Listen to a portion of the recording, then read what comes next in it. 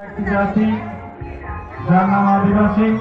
যদিও তারা যুগের সঙ্গে সময়ের সঙ্গে তাল মিলে হয়তো এখন অনেকটাই এগিয়ে এসেছে আগের থেকে। তাদের জীবনযাত্রা হয়তো অনেকটাই পরিবর্তন হয়েছে, কিন্তু তবুও তাদের লাইফস্টাইল যেটা ছিল, তারা যেভাবে জীবিকা নির্বাহ করতো, যেভাবে তাদের জীবনযাত্রা অতিবাহিত করতো, সেই বইয়ের পাতায় আমরা পড়েছি, গল্পে শুনেছি। বন্ধুরা দেখুন কেমন লাগছে আপনাদের, তো সেই চিন্তা ভাবনায় আমরা দেখাবেন। দেখুন কেমন লাগছে আপনাদের। মা বিশালক্ষীর আঙিনায় দেখুন একদল আদিবাসীর জীবনযাত্রা নিয়ে এবারের থিম আদিবাসীর আঙিনায়। ভার্সিটি যুব সংঘের পরিচালনায় 2024 সালের থিম ভাবনা আদিবাসীর আঙিনায়।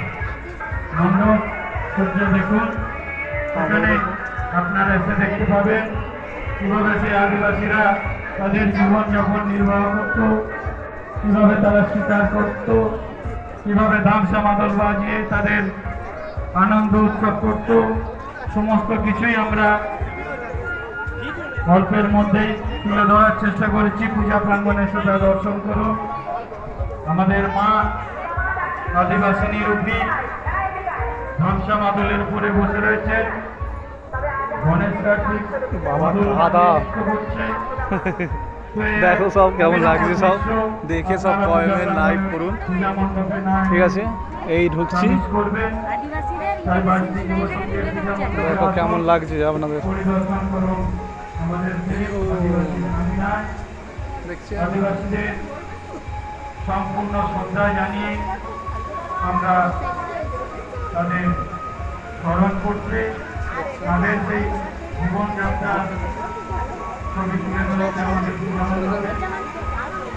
তাদের মা মন্দির আলোচনা করে রয়েছে। আদিবাসী রূপে সমস্ত জগৎকে তিনি পালন করছেন। আজ ঠিক আছে,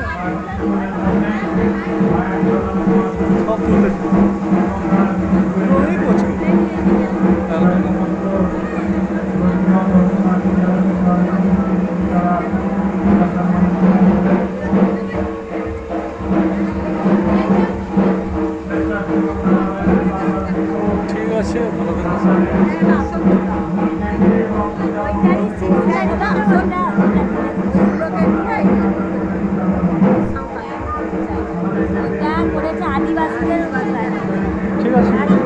হয়েছে। চলো চলো চলো চলো, অনেক দেখতে হবে এখনো, চলো আসো।